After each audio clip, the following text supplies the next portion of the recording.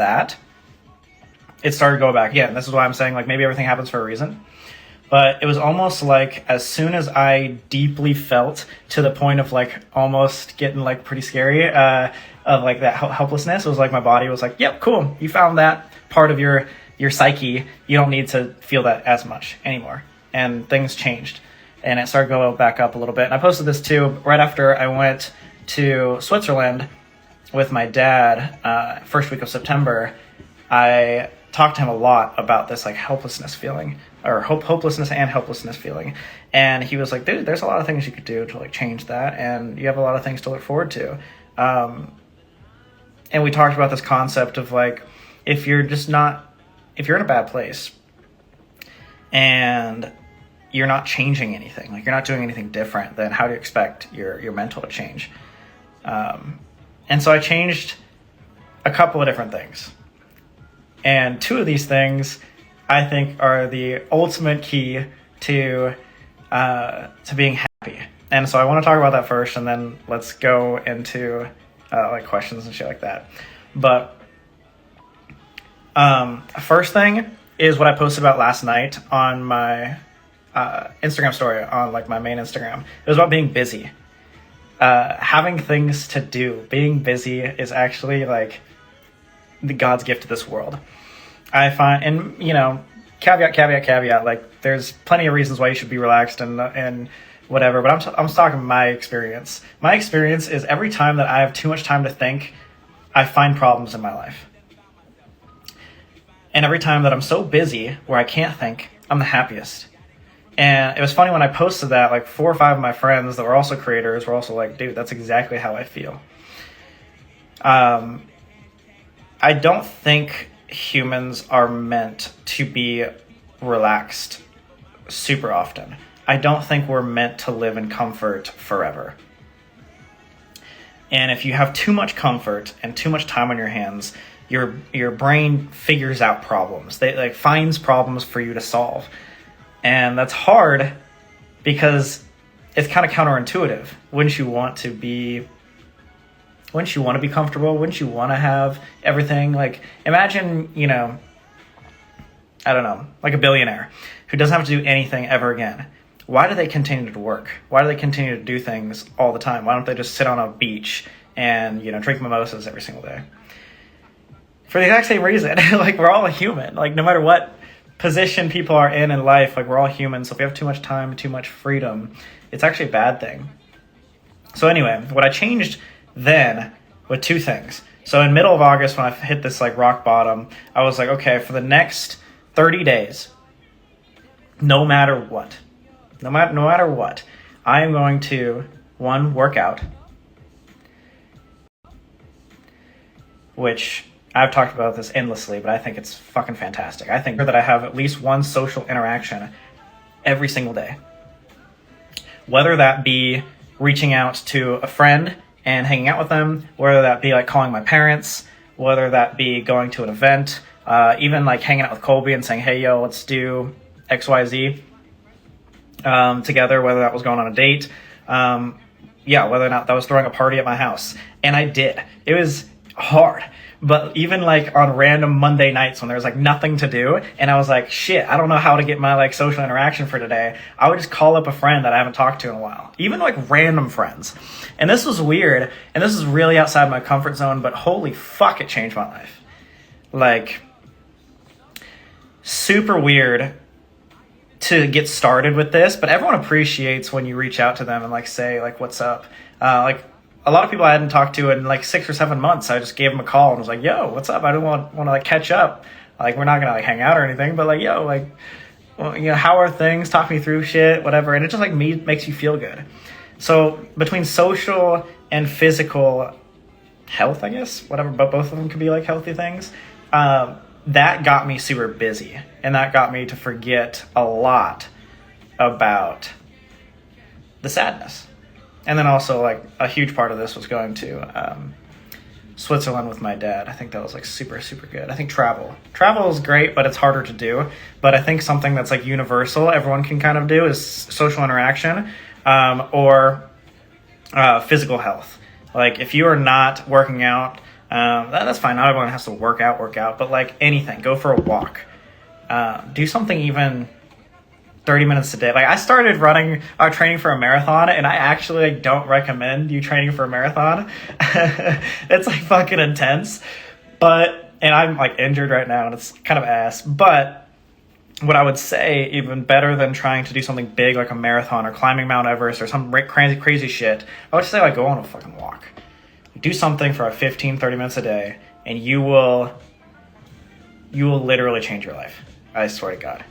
It was really cool. The other day, I think it was like 2 days ago,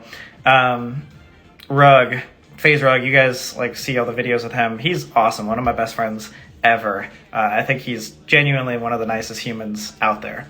Anyway, we were talking about life and stuff, and we were both like talking about like the mental stuff. And we talk probably like once a month about like mental stuff and check in with each other. But you know, I always tell him, and we always go back and forth about the idea of working out and how much that affects mental health. It's so weird because people are like, how is going to the gym going to make me feel like mentally healthy? And it's just like, I don't know. This is probably a very, very stereotypical answer, but like think of your body as like a machine rather than just like this emotional human being floating on a rock in the middle of space. It is like a machine. So both physical health and then also like actually like what you consume, what you eat is going to drastically affect how you feel, how like your health is. So we were talking on the phone and he was like, dude, I really want to get into working out. And then I was like, yeah, me too. Like I've just been running, but I want to like work out. And so we've been trying to like, you know, text each other about like working out and keep each other accountable. And that's how I like got started working out in general. Like when I was first getting into running, I had no desire to run at all. I fucking hated running. I don't think anybody likes running, by the way. So when people are like, how do you get into running? No one likes running. But working out. And you like runner's high is a legit thing, but it's just like after you get into it. So it's just starting. And especially when you have a friend or someone that can keep you accountable, that is like 100% the way to do it. So yeah, moral of the story is I had a really fucking mentally rough year, and then the last 3 months have been so incredible. Like I've been so happy, and a lot, almost I would say probably 90% of that happiness is because of working out and the social calendar. I literally put on I don't know if you can see, I have like a whiteboard back here. I literally put on my calendar, like every day, reach out to somebody. Like every single day, talk to somebody, make a plan. If you don't have plans, then make your own fucking party. You know, like invite 2 or 3 friends over even. Or if nothing is going on at all, call your mom. You know, like just be like, what's up? Or like text your brother and sister. Like it's all good. Like I didn't mean like crazy social thing every single day, but it was just something. And that changed my life. I was seriously like down bad mentally. But I think this world is, not even just this world, but I think specifically humans are meant to be in a community. I think if you don't have community, you struggle a lot. And so even though it's hard to make friends, especially now, like especially on social media, just a simple text, being the first person to reach out is huge. I know it's so awkward because trust me, like I wasn't good at that this year. I actually was really, really bad about it. Especially I was in a relationship for a while and I really didn't talk to all that many other people. And so getting out of that and then reaching out to a bunch of people was hard to get in the swing of things of hey, do these people want me to reach out to them? I felt that too. And I'm sure everyone feels like that. But think about when you get a random text message, a random call from a friend. It's oh shit, that's awesome. And it feels so good. It feels so good to have a random person reach out and just be yo, I just want to catch up. I just want to hear how you are. Even if you don't really know them that well. I had a friend group a couple years back, and there was this guy in this friend group I didn't really know, so it started off like a little awkward. But like once a month, pretty much, even though we weren't super close, he would call me and he'd be like, "Yo, what's good?" And I was like, "Yo, like, what do you need? You know, what's up? Like, how's it going?" He's like, "I just want to catch up. I just want to see how you are, check in to make sure you're happy, check in to see like if there's anything I can do to be a better friend." And I was like, "What the fuck?" Like, I didn't say that to him, but I was just like, that's insane. Maybe that's an LA thing, but like, I hadn't had many friends do that ever until that a couple years ago. And I would recommend that hardcore. And this is what I've been doing over the last couple of months. Like I said, on the days that I couldn't actually physically hang out with anybody, just call a random person. And they're like, "Why are you calling?" Just to check in, just to say what's up. It's amazing. It's beautiful. And it really makes them feel like you care. And it builds that friendship so hardcore. So that would be a huge thing. And I've thought about this a lot too. I saw, I don't know if you guys know this guy named Mark Manson. I met him the other day, which is awesome. He's a huge inspiration. But one of his recent emails he sent out was family and then relationships. And so many people nowadays, I feel like, focus on relationships. You know, romantic relationships, like, is what I'm talking about. And he posed the question, hey, imagine a life where you had a relationship but absolutely no friends and no relationship with your family, versus a life that you had no romantic relationship, but you had really good friends and a really good friend or family relationship. He's like, what's easier to live with? And as hard as that is to admit, it's like it would be a better life if you had to choose between the two.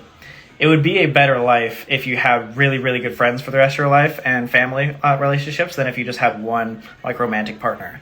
And so I don't think that this modern age values friends as much as they should.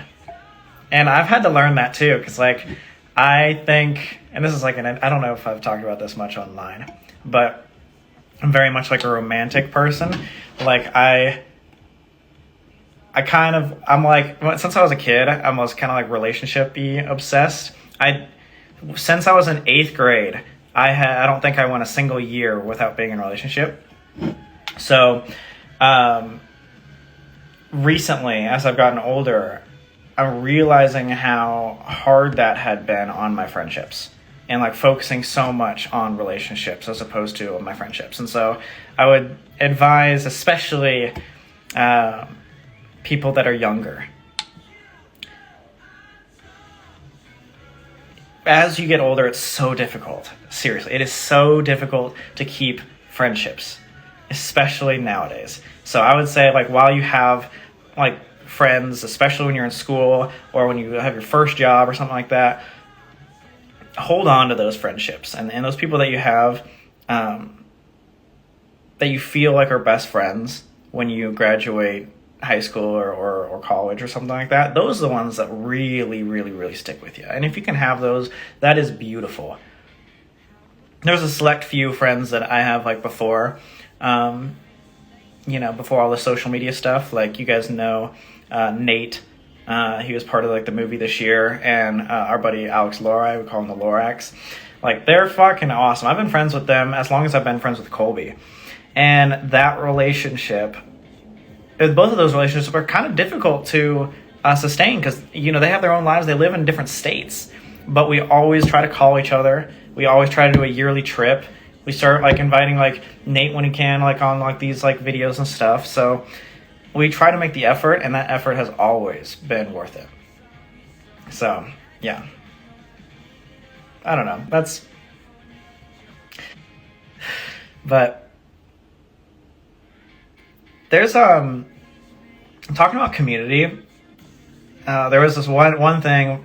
Also, super down to like get to questions and shit. So if you guys have like questions about anything I'm talking about or questions about your own life, like feel free to ask them. I'll try to go for it. But last thing, I would say the best thing I learned from my dad when we did this trip was his philosophy, like his formula on how to be happy.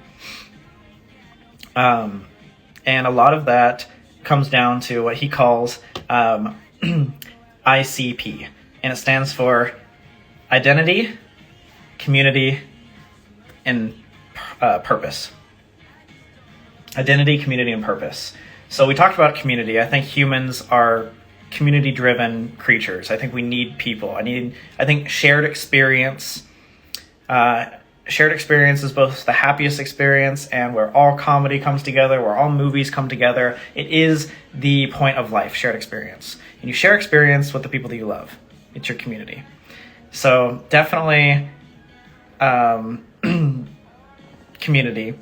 Identity is like who you think you are. Like, do you know what type of person you are? And like, if someone were to come up to you and say, describe yourself, not using like your name or your job, like describe yourself. Who are you deep down? And are you comfortable with that person? And then P is purpose. It's like, do you have that why? So like I was talking about in like August when I was kind of going through it, I had identity. I knew I was like this social media dude, this YouTuber. Like I had plenty of identity.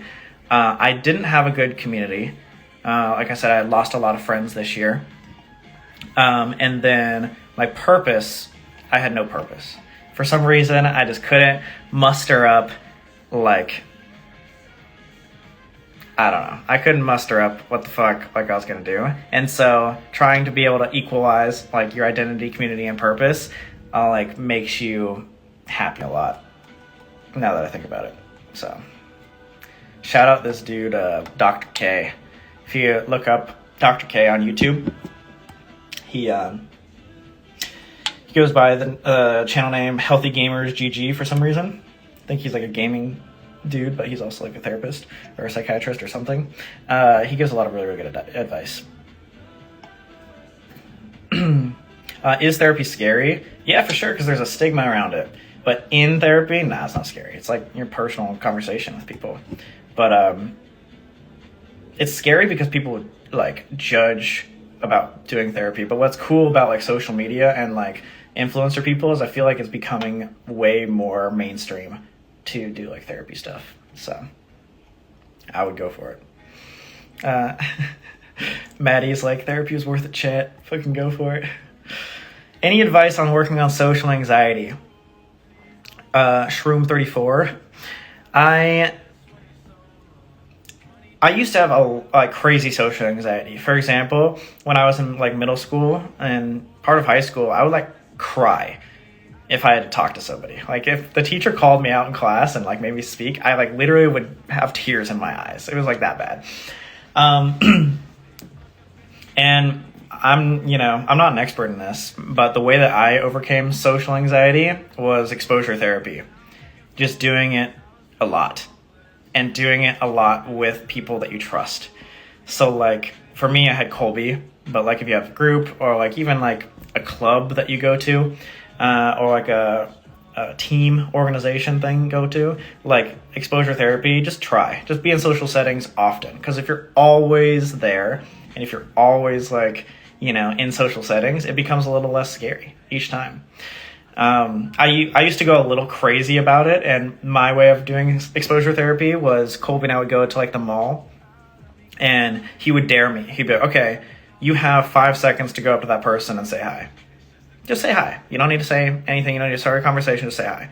We go up, say hi, and then walk to the next person. We do it over and over and over and over and over again. And then we'd be like, okay, now you have to say this and then actually stay there for 15 seconds for a conversation. And then do that over and over and over and over and over again. And then over 2 years, it got from, okay, hey, can you go say hi or high five this person, to, hey, like, go up to this person, do a full-on like interview or dance in front of them or whatever like that. And then boom, like I had way less social anxiety over like 2 years of like working on it. But like, again, not saying everyone has to go for it that hardcore, but my best advice would be exposure therapy for sure. Sky is chill. What is the greatest memory of your life? That's really interesting.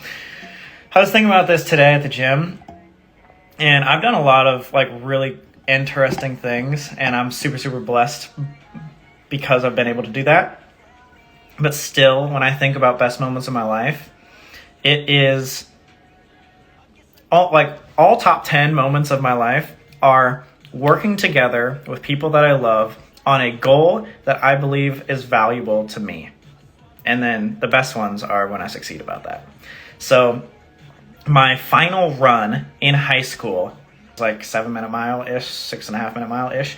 And then I was like, hey, can like my family, like, hey, can you come to my last run and like help me time this out and like, you know, shout out times at me and like tell me my pace and try to help me like beat this 20-minute PR personal record. And we did, and it was amazing. Like I had my parents like go every like half a mile to a mile, and they would all shout out like times and pace and try to like help me like beat this mile time. And I did. It was like a final run after 4 years. I got to share that experience with people that like really, really care about, obviously, my family. And so that was one of the best moments of my life. It still is. Yo, what's up, Ricky Ireland? Ricky Ireland is a fantastic example. Ireland boys, I don't know if you guys remember, we collabed with them a couple times. They're actually also the people that we went to jail with. They are some fucking awesome dudes. They talk about this stuff all the time. They're like, they use their platform for such positivity and like happiness. And they are so much more about like, yo, like go out and do shit. You have one life. I think they have like a whole brand about like having one life and like not wasting that opportunity. Just like go for it. And I think that's fucking awesome. So shout out Ireland boys. Fucking love you guys. That reminds me actually, like just fucking go for it. One of these things, I posted this like, I don't know, a couple weeks ago too. What's so funny about life is people try way less than you fucking think. Everybody that's out here, everyone's putting a facade on, especially on social media. So whatever you think someone's actually going for and like succeeding at, sure, they might be successful, whatever, but they're definitely not as chill as you think they are. Everyone's just trying to figure this out. And what I mean by that is, okay, so like I'm 27 years old. When I was 17, I was like, oh, dude, when I'm an adult, when I'm 27, I'm gonna have it all fucking figured out. I'm gonna like be an adult. And adults just like get it. Fucking no. That is not how it happens. Your parents are just kids trying to figure it out just like all of us. So what that means is if you have that mentality in life, you just try 10% harder than everybody else anybody else out there, and you will succeed. Trust me. Everybody else has no idea what the fuck's going on. If you just try, say yes to everything. Like, put in the effort. Be like, oh, I don't necessarily want to do this, but I know it's going to be good for me. Then do it. Just go for it. Because, like, at the end of the day, there's this, like, really famous speech. I don't know exactly what it is. Maybe I'll post about it someday. So far ahead. So far ahead. Speaking from experience, again, this is not to brag at all or anything like that. I was the most mediocre piece of shit ever in all of school. That was my number one thing that I hated when I was a kid, is I was so mediocre. I was literally like, I don't know, if there's like 10 people on a baseball team or whatever, I was like number 8 of like skill level all the time. All my basketball teams, I was like second string shit. Like I was never like the best at anything. And I also was named Sam. There was like 14 Sams in my grade. I was just one of the bunch. And I was like, dude, I'm just like super average. And now, I just decided, like, I don't know exactly when I was, like, deciding, but it was, like, around freshman or sophomore year. I just decided to try harder than everybody else. I was not better than anybody else. I didn't have, like a million things handed to me, but I made opportunities happen because I just tried really fucking hard at, like, everything I did. And I can stand behind that because I genuinely think that's true. I, like, really, really, really, like went for it. And then it paid off like in a big way, and it like allowed me to have some crazy experiences in life and crazy opportunities. And so when I think back on like the number one piece of advice, I think this is how I phrased it on my Dumb and Wise post. My number one piece of advice for people: just try harder. Try harder than everyone around you, and watch how fast you grow. It's fucking a lot more simple. Like, it's not easy, but it's simple. Like, just trying harder. Yeah. Are you quitting YouTube when you hit 30? Yeah. I'm just kidding. I'm just kidding. What's really, there's a lot of cool stuff coming, and this is so sick. How do you deal with burnout? Sammy ass. Sorry, I didn't see the last name. I'm drinking this thing called New Tonic. It says it's a productivity drink. It's just like mainly like an energy drink. How do you deal with burnout? Do something you love. That's probably my best advice. Do something you love. And if you can't do something you love for your job, then do something you love in the after hours. This girl I met recently, she was talking about how she kind of hates her job a little bit, but she had a really cool philosophy on life. She was like, I'm one of the happiest people I know. And I was like, how do you do that if you hate your life? And she goes, well, I have this philosophy on taking back my day. I do one thing every single day to take back my day and do things for me instead of my boss. And I was like, oh shit, that's really interesting. Like, either that, again, maybe that goes back to what I was talking about.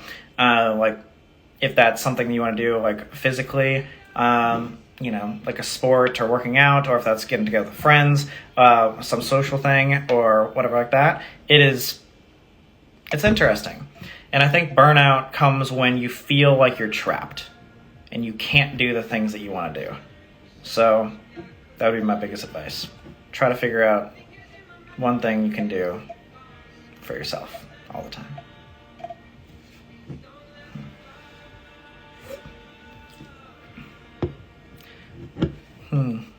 Yes, take it back. Take that day back. Your boss doesn't need your day. You get your day.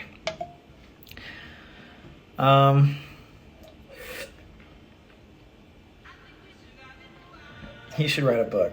If I was skilled at that, I would.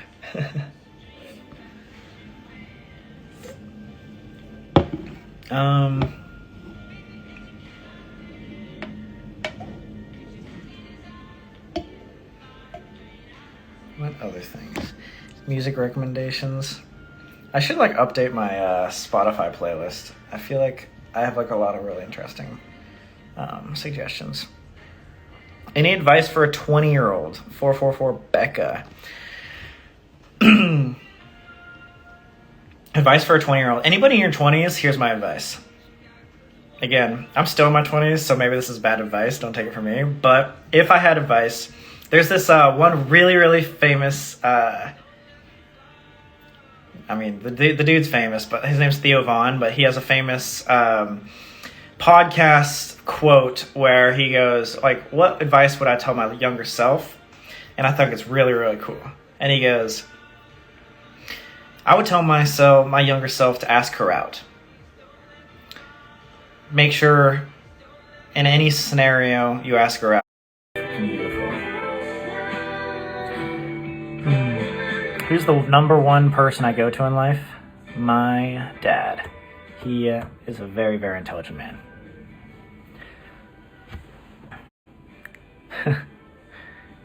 How to beat life. Faith, Michelle. How to beat life. Try harder and say yes to everything. I think I'm going to be broken record on that, but those are the two keys. It's not easy, but it's simple. Try harder and say yes. How do you deal with the fear of getting older? Coda, happy birthday. I'm turning 28 in 2 weeks as well. It's terrifying. That's my biggest fear in life. And if anyone has a good suggestion on how to stop being so fearful of getting older or fearful of age, I'm all ears. But that is the number one fear in my life as well. Sorry, I couldn't answer that very well.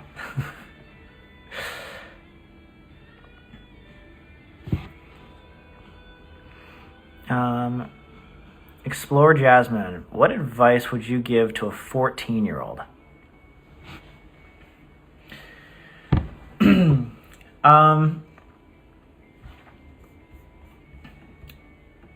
What advice would I give to a 14-year-old? If I were to give myself advice too, or my like a kid, my next kid advice at 14, I would just say find, and this is like a broad sense, so let me clarify, but find a passion, aka just like, what do you enjoy doing? It doesn't have to be your lifelong passion. It doesn't even have to be a year-long passion, but what do you enjoy doing right this second? And like, go for it.